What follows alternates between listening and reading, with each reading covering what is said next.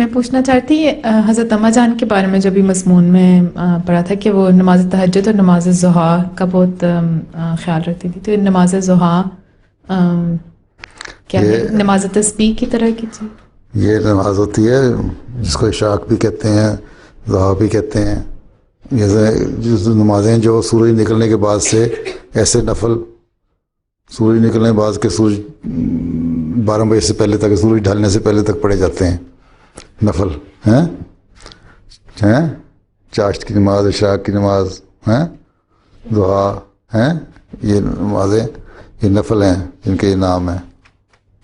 ٹھیک ہے، یہ عام جس طرح ہم عام نفل نفل جس طرح پڑھتے ہیں اس طرح پڑھ لو، نفل 2 پڑھ لو، 4 پڑھ لو، 3 پڑھ لو. اچھا، جزاک اللہ. لیکن سورج ڈھلنے سے پہلے اور سورج نکلنے کے بعد 12 بجے کے بعد جب سورج سر پہ آنے لگے نا، اس سے پہلے پہلے ختم کرنے ہیں.